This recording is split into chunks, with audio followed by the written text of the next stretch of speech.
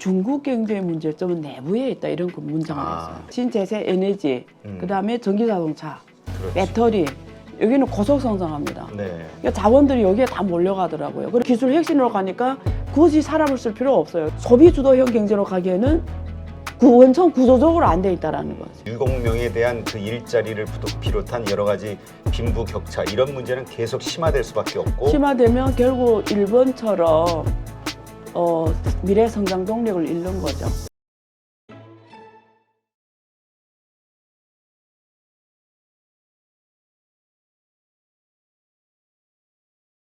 사실 지금 중국 경제 침체, 네. 그다음에 디플레이션 예. 우려 이런 것들에 대해서 광군제 매출이 이번에 뭐 기대보다 못 미쳤다. 네. 그래서 뭐 소비 둔화와 관련한 경고음이 켜졌다. 뭐 네. 이렇게 분석하는 사람들도 네. 있거든요. 예. 일단 어떻게 보세요? 글쎄 그게 참 이번에 제가 가보니까 저도 중국에서 오래 살았잖아요. 그러니까 지금도 중국에서 산 세월이 한국에 온 세월보다 더 긴데 근데 두 가지 원인이에요. 보통 이렇게 거리에 사람이 없은 적은 별로 없었던 것 같아요. 어디 가나 백화점이나 어디 가나 썰렁한 게. 썰렁한 게. 예, 근데 그게 또 원인은 있어요. 중국은 다 온라인 구매를 해요. 근데 온라인 구매해도 사실은 또 나와서 사는 건 또 다른 멋이잖아요. 그렇죠. 그러니까 온라인 구매는 보통 어떤 거 사냐면 대부분 필수 사지 선택적 소비는 안 하잖아요. 그렇죠. 그렇잖아요. 그러니까 그런 거 보면은 확실히 지금 이번에 지금 광고주에 봐도 그렇고 온라인 소비도 옛날에 비해서 사실은 안 좋은 거잖아요.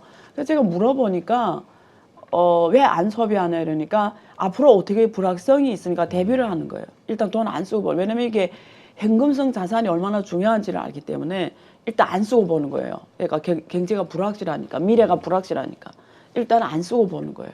옛날에 돼지고기를 뭐 1kg 먹다가 지금 뭐 5kg, 0.5kg 먹다 이 시기인 거죠. 예, 그렇게 줄이는 거죠. 그렇군요. 예. 근데 또 한편으로는 네. 중국의 10월 소매 판매가 7.6%, 네. 산업 생산은 4.6%, 네. 전년보다 좀 각각 증가했다. 네. 이러면서 경제 회복에 긍정 신호가 떴다. 또 이런 데이터를 가지고 분석하는 시각도 있어요. 막 헷갈리는 거야, 양쪽이. 이런 지표는 뭐 이게 통계의 어떤 함정이에요. 그러니까 이거 비교할 때 되게 조심을 해야 돼요. 그러니까 우리 큰 흐름을 봐야 되는데 이 한 개월 데이터를 보고 좋다 나쁘다 판단하기 그렇고 이게 특히 또 작년하고 대비한 거잖아요. 그렇죠. 작년에는 이때는 중국이 코로나가 그땐 더 안 좋을 때. 더 안 좋을 때가 안 풀렸던 거고 엄청 안 좋을 때예요. 작년 코로나가 풀린 게 작년 12월 중순부터 완전 풀린 건 1월이거든요. 네. 그러니까 이게 작년 대비 이게 보통 이럴 때는 작년 대비를 안 보고 그 전월 대비를 봐요. 전월 대비. 예, 혹은 전분기 대비 그런 것들이 이렇게 오히려 의미가 있죠. 예, 그래서 비가 오나 소나기 오는 거예요? 지금 다이너마이트 터트리는 소리, 지하철 공사. 저희는 이렇게 생명의 위협을 받으면서도 이렇게 방송을 합니다. 이 밑에 지하철이 있어요? 네, 지금 공사하고 있어요. 정말요? 제가 왜 혼자 감당하면서 내까지 와서 이 생명 위험을 감당하며 방송해야 돼? 깜짝 놀랐어요. 나 혼자 가긴 좀 억울하잖아요. 되도록 많이 같이 가야 덜 외롭지. 그거 뭐지? 상남자 어디 갔어요? 맞아. 우리 2년 전, 우리 아까 방송 전에도 계속 우리 안 교수님 얘기했는데 2년 전에 우리 안 교수님의 열심히 하셨던 그 아이디 상남자님 정말 간곡히 찾습니다. 우리 안 교수님이 상남자님 왜 요새 안 보이시냐? 지금은 잘 계시냐? 질문하는데 저도 뵌 지가 오래돼가지고 댓글이 없었어요 그 후로는? 네, 상당 기간 없었어요? 한 2년 전에 보고 없었어요? 그 이후로 상남자라는 아이디를 잘 못 봤어요. 진짜요? 하여튼 좀 다시 한번 댓글 달아주시기 바랍니다. 우리 안 교수님이 기다리고 있습니다. 상남자님. 네. 자, 하여튼 그래서 전분기 어쨌든 지금 디플레이션을 걱정할 정도 이게 안 좋다. 네. 이거는 팩트다. 네. 이걸 보면 안 된다. 저는 이렇게 봐요. 여기 뭐 질문이 있으니까 뭐 하실 거니까 제가 그냥 같이 말씀드릴게요. 우리가 그 스태그플레이션, 뭐 디플레이션 이렇게 보잖아요. 네.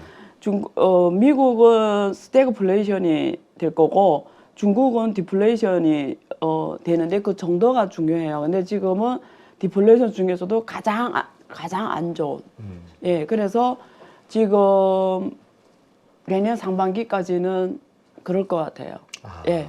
예. 상반기. 예. 그러니까 상반기에 드라마틱하게 경제가 좋아지지 않으면은 정말 큰 파국이 오는 거고. 근데 조금 포지티브한 거는 미국하고 관계거든요. 그러니까 중국 사람들이 중국의 경제학자나 중국 학자들 보는 게 글로벌 환경만 좋아져도 많이 좋아진다라는 거예요. 근데 글로벌 환경 영향이 두 개입니다. 하나는 수출이 엄청 지금 마이너스거든요. 그렇죠. 예. 근데 여기에 미국하고 관계 좋아지면 수출이 좀 좋아질 거다. 그다음에 또 미국과의 관계 좋아지는 게 뭐냐면 이게 실제 경제적으로 수출이 좋아지는 것도 있지만 두 번째는 중국에 대한 사람들이 심리가 좋아지는 거죠. 그게 또 엄청나게 또 그렇지. 포지티브 효과 주는 거죠. 매출 올리는데 손님이 그치 손님의 그렇죠. 생각에 따라 그다음 달라지니까. 주식시장도 유입이 되면 주가가 올라가면 기업들이 융자가 편리해지잖아요. 융자가 주식시장에서 융자가. 그렇죠. 그러니까 이런 것 때문에 지금 중국 경제학자들은 글로벌 환경에 기대를 해요. 그러니까 이번에 시진핑 주석이 아무리 바빠도 가야 된다. 그리고 가서 바이든 대통령 만났잖아요. 그래서 중국에 나온 내용하고 한국에서 한 내용이 조금 달라요. 한국은 좋은 내용은 안 중국에 좋은 내용은 안 내보내고 그냥 별로 뭐 기대할 게 뭐 안 좋은 것만. 별로. 그리고 뭐 또 오히려 뒤돌아선 다음에 중국 시진핑 뭐 독재자를 했다 뭐 이런 것만 기사 내보냈지 내용은 안 내보냈는데 사실 성과는 있었어요.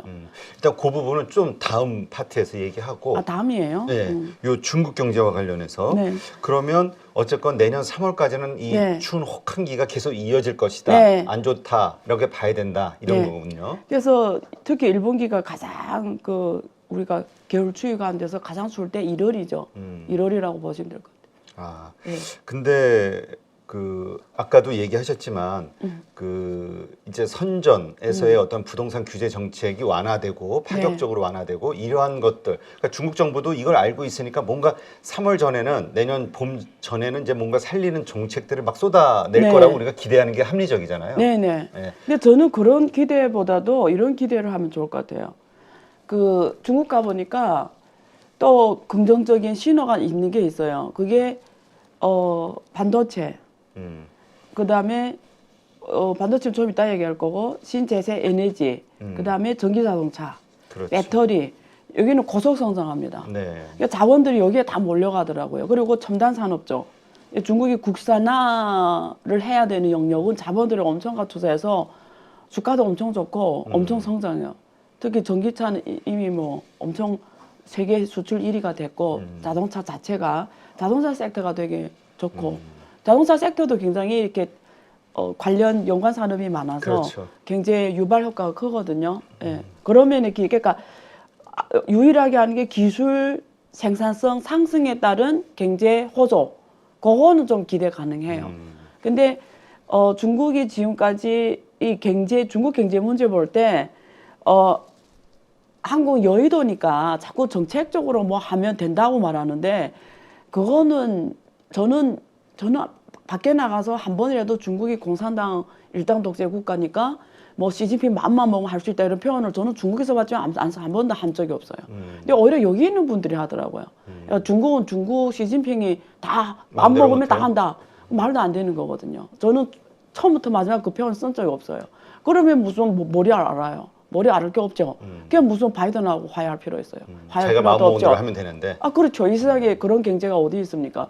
근데 지금 중국 경제 문제는 이렇게 보시면 돼요. 하나는 글로벌 환경이 옛날하고 달라졌다. 옛날에 미국하고 중국 중심으로 글로벌 공급망이 하나의 체제로 돌아간 게 지금 어제는 분리가 되고 있다. 여기 하나의 큰 흐름, 주선에서 중국 경제에 대한 악영향이 있다라는 거 요거 하나 보고 두 번째는 중국 자체의 문제. 내부 문제가 더 크다. 지난번에 중국이 어떤 이름을 안 밝힌 그렇지만 굉장히 위에 있는 사람이 중국 일보에다가 글을 냈어요. 근데 보통 그런 글을 안 냈거든요. 그렇죠. 근데 내용이 이렇게 됐어요. 중국 경제의 문제점은 내부에 있다 이런 문장을 냈어요. 내부에. 이게 답이에요. 그러니까 심각해지니까 네. 보통 심각해지면 이래서는 안 되겠다라고 마음 먹는 느끼는 거죠. 사람들이 나오기 시작하는 예, 거죠. 근데 그 내부 문제라는 게 결국 구조 조정이 필요한데 하나는 자본하고 하나는 우리가 생산성 말할 때 생산 요소를 말할 때 기술, 노동, 자본, 토지잖아요. 기술, 자본, 노동, 토지잖아요. 그럼 기술은 이제 뭐 그렇게 선진적으로 간다 치고 지금 남은 게 자본, 토지, 노동이거든요. 그렇죠. 이게 다 구조 조정 문제예요. 자본, 금리잖아요. 환율이잖아요. 중국이 금리하고 환율은 완전한 시장화가 아니에요. 환율은 관리 변동 환율제라고 해요. 자본이 마음대로 왔다 갔다 못해요. 아직도 정부가 통제, 시장화 안 됐잖아요. 금리도 똑같습니다. 대출금리, 국유기업에 대한 금리가 시장화 안 해요. 그 다음에 토지 정부 소유하고 있어요. 그럼 정부 마음대로 생산 요소가 분배가 되는 거고, 그래서 지방 정부가 지방 토지를 가지고 지금까지 그렇게 토지를 양도세로 지방 정부가 마음대로 운영하면서 지금 부채가 어마어마하게 올라간 거잖아요. 그리고 중국에 저가 노동력이 너무 많아요. 6억이 넘거든요. 6억 명. 근데 요새는 AI가 들어오면서 중국은 어제 사람 못 써요. 다 AI가 해요. 로봇이 이래요. 하긴 혁신적인 거는 빠르게 접목을 시키죠. 그래서 기술 혁신으로 가니까 굳이 사람을 쓸 필요가 없어요. 그럼 이 6억 명의 노동자들 소득이 안 올라오면 어떻게 소비 확대로 가요? 그렇잖아요. 중국은 소비가 되려면 어서 중산층 이상은 또 살 거 다 사고 쓸 거 다 썼어요. 이 사람들은 업그레이드 수요밖에 없어요. 근데 업그레이드가 국내에서 업그레이드 하는 게 아니에요. 우리 자기 이 부자들은 해외 나가 업그레이드 하는 거죠. 그렇죠. 그러면 결국 국내 소비를 올리려면 이 6억 명의 소득을 올려야 된단 말이에요. 네. 이 6억 명은 월 소득이 원화로 17만 원도 안 돼요. 이 사람들을 소득을 50만 원으로 올렸다고 생각해봐요. 3배를 올렸다고 생각해요. 소득이 3배. 이 사람들은 월 소득이 원화로 17만 벌다가 소득이 50만 넣으면 어떻게 해요? 그게 다 소비인 거예요. 그렇죠. 그러니까 근데 이 사람들 소득을 올릴 방법이 뭐가 있을까요? 없어요, 지금.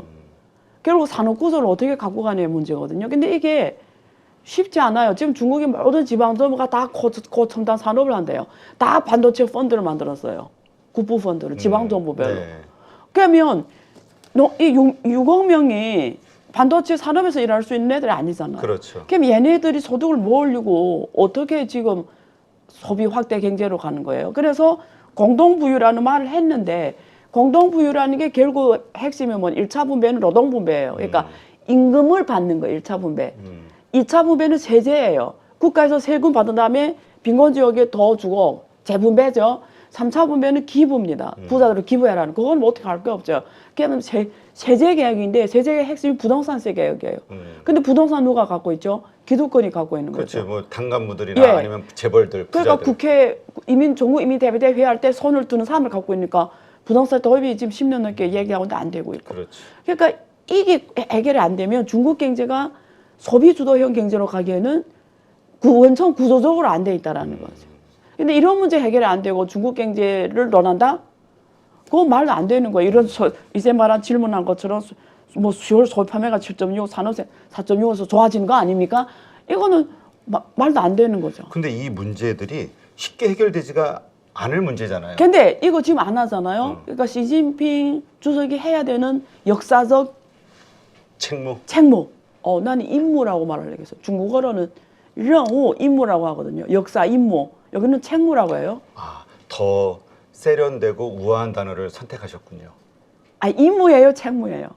네? 한국에서 뭐라고요? 역사적 책무? 뭐 둘 다 같은 말이에요. 에휴, 책무는 아닌 것 같아요. 내가 좋은 말 역사 임무. 역사 임무는 역사적 책임. 역사적 책임? 임무로 할게요. 역사적 임무는 이거 해결하는 거예요. 그래야 중국이라는 나라가 미국하고 만약에 정말 뭐 어떻게 뭐 해보려면 이걸 해결하고는 못 갑니다. 그렇죠. 근데 문제는 그 말씀하신 그러한 문제점들을 이해하고 그것을 해결하기 위한 지금 움직임, 노력이 있냐, 중국 정부가? 원래 있다가 이게 하나는 있다가 부동산이 계속 이게 여기 다 기득권이 몰려져 있으니까 저항에 부딪히면서 못했잖아요. 부동산세. 그래서 이번에 확실하겠다는 게 2018년이었어요. 그때 중국인민은행자 이강이 그게 지금 이렇게 온 거죠. 그래서 이러는 사이에 또 코로나 터졌어요. 그 또는 왕창 풀었고, 근데 지금이라도 모르겠다 한번 고통을 겪고 가자 이래야 되는데 우리 IMF처럼 부도날 거 다 부도나고 그래서 가자 이래야 되는데 지금 이게 어디까지 어떻게 될지 모르니까 정치하는 사람들의 입장에서는 겁난 거예요. 한번 겪고 가야 되거든.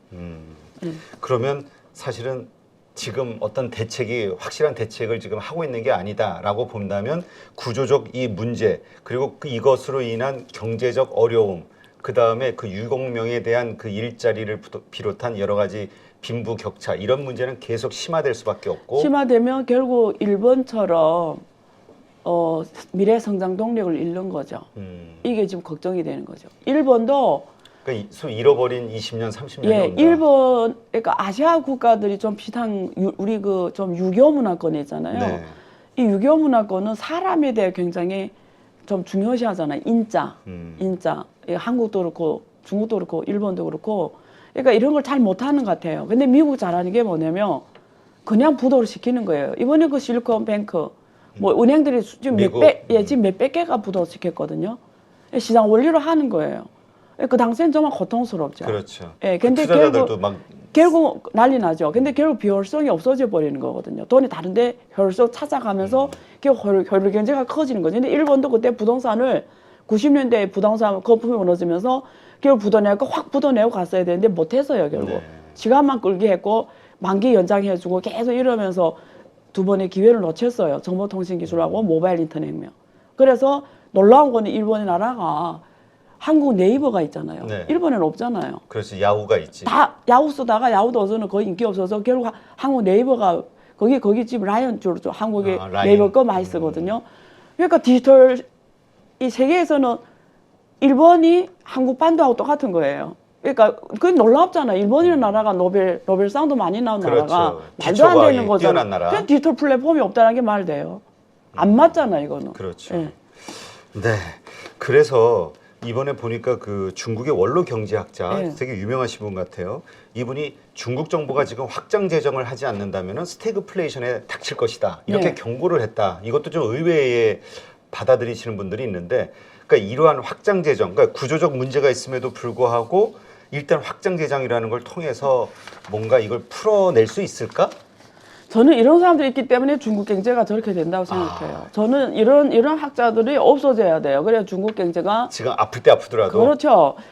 이런 사람 때문에 중국 경제가 지금 근본을 해결하지 않고 있잖아요. 이런 사람들 주로 중국에 무슨 역할을 하겠어요? 정부에서 자문역으로 있을 거 아니에요. 그렇죠. 확장 재정으로 되는 일이었으면 오늘 해결했죠. 지금 확장 재정 얼마나 해봤는데 지금 코로나 기간 지금까지 돈을 매년 몇 조씩 풀었어요. 무슨 안 했어요? 했지. 금리가 유일하게 안 올린 국가가 중국인데 말 되는 소리를 해야지. 제가 그 원로 경제학자는 아닙니다. 그럴까요? 갑자기 제가 빙의가 돼가지고 내가 뭔가 잘못한 느낌이 들었어 순간적으로. 아니에요. 네. 제가 몰입을 하면 이렇습니다. 네. 하여튼 상남자님 이런 스타일이시니까 잘 알아서 연락하시기 바랍니다. 갑자기 네. 댓글에 상남자 누가 댓글에 돌아갔습니다. 이러면 어떡하죠? 아니 그때 상남자님이 댓글 달으셨을 때가 예전에 그 안 교수님이 약간 파이론 입고 우리 그 무슨 행사 끝나고 촬영하러 오셨을 때 와인 그다음에 또 와인 마시러 가기로 했었을 때 그때 올린 거예요? 그때 제가 보라색으로 기억이 되는데 아니에요. 그 녹색이에요? 예. 한번 다시 저한테 보세요. 좀 관심 가지세요. 이런 색 입었잖아요. 이런 색. 아 그래요? 다음에 좀 그런 옷 입고 오면 좀 많이 댓글이 달리겠네요. 네, 한번 좀 분발하시기 바랍니다. 알겠어요. 네, 상남자님 이해하시고요. 네, 그렇다면 중국 경제 지금 말씀만 들어서는 우리가 지금 왜냐하면 한국 경제도 거기에 연단이 돼 있다 보니까 우리도 중국하고 비슷하게 이 상승폭이 크지가 않아요. 네. 그래서 중국 경제에 영향을 받아서 그런 거 아니냐. 아무래도 밀접한 관계다 보니까 그러면서도 기대감을 갖는 게 왜 중국인 관광객들이 와서 돈을 쓸 거야. 소비가 늘어날 거야. 또 하나 중국 경제가 살면서 우리 화학주와 철강주를 비롯해서 다시 좋아질 거야라는 기대감을 우리가 갖고 있거든. 그렇죠. 근데 지금 말씀만 들어보면은 당장 좋아질 끼미가 안 보이는데. 네. 그럼 질문이 뭐예요? 에? 질문이 뭐죠? 철강주, 화학주. 아니, 그러니까 중국 경제 네. 정말로 답이 없는 건가요? 그러니까 중국 정부가 그렇다고 그냥 답 없이 이렇게 가지는 않을 거 아니에요? 그건 달라요. 그러니까 오케이. 일단은 우리 일본 보면 돼요. 일본이 그동안 아무리 뭐 잃어버린 20년, 30년 해도 일본이 뭐예요? 소비 국가잖아요. 소비력이 어마어마하잖아요. 세계에서 가장 잘 사는 나라 중에 하나고 특히 그동안 해외에 투자했던 배당으로 지금 먹고 사는 나라잖아요. 그렇죠. 지금. 그러니까 중국은 그 중산층 이상, 그러니까 한국 정도의 소비력을 가진 사람들이 1억 명 넘잖아요. 이러면 넘잖아요. 한국의 네네. 2배라고 보면 돼요. 네. 한국은 5,500만. 그러니까 부자들이 1억 명이 있다. 네. 그러니까 중국을 갖다가 항상 하나로 말하는 건 잘못된 거예요. 6억 명의 빈곤자들도 있지만 그렇죠. 1억 명의 요것이 돈을 쓰는 거다. 예, 그래서 옛날에 제가 중국 지도 이렇게 그려놓고 중국이 31개, 본토에는 31개 성시 있잖아요. 그걸 갖다가 GDP별로 각 국가명을 대체해서 그린 적이 있어요. 예를 들면 길림성 GDP는 멕시코의 하나, 그 다음에 광동성은 그때는 한국하고 비슷했어요. 광동성 하나가게 한국. 이렇게 그려놨어요. 어디는 일본. 예를 들면 이런 식이에요. 그러니까 무슨 중국에는 31개 국가가 있다고 보면 돼요. 네.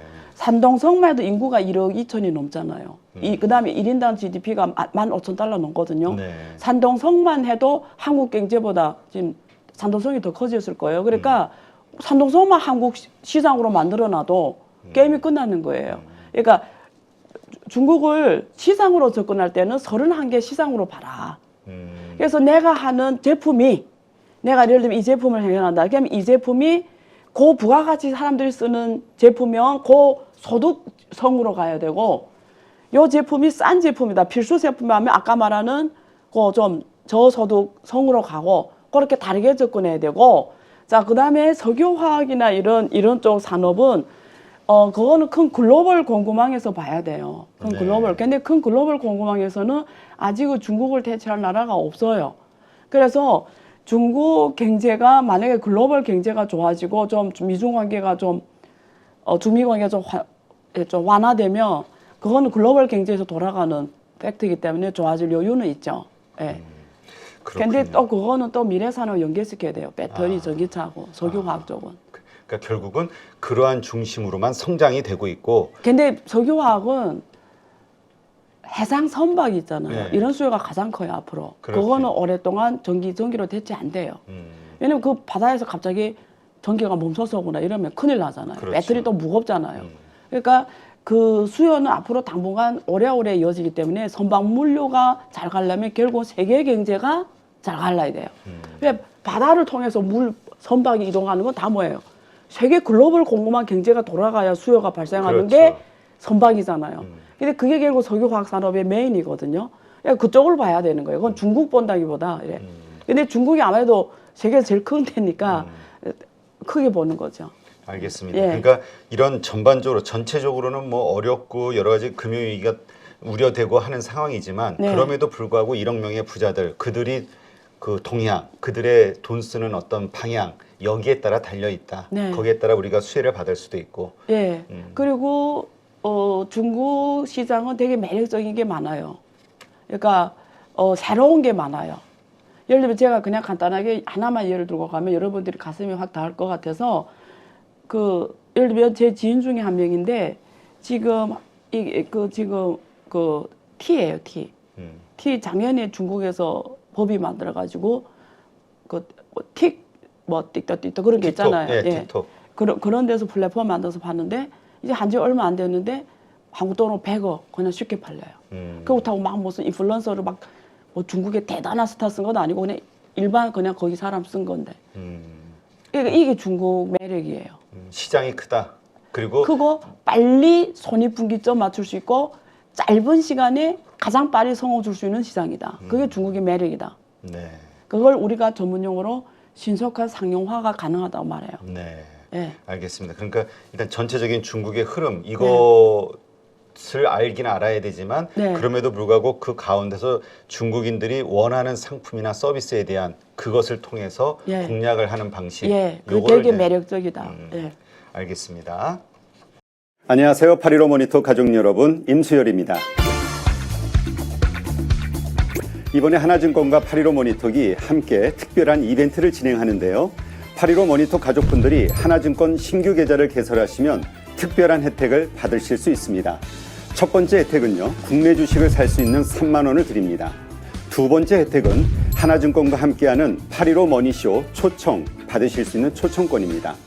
8.15 머니쇼는 특별한 강사진들에 의해 진행되는 프리미엄 세미나로 매회 500분을 초대해서 진행할 예정입니다. 그 외에도 소수점 주식 혜택을 드릴 거고요. 하나증권 계좌를 처음 만드는 분이라면 누구나 신청 가능하십니다. 이제 혜택 받는 방법 알려드리죠. 영상 하단부 더 보기란에 기재된 링크를 통해 신청하시면 됩니다. 반드시 더보기란 링크를 통해서 계좌를 개설해야 이 혜택을 받을 수 있으니 유의해 주시기 바랍니다. 하나증권과 8.15 머니톡이 함께 주식으로 하나 되다. 8.15 머니톡 가족 여러분의 많은 참여 부탁드립니다.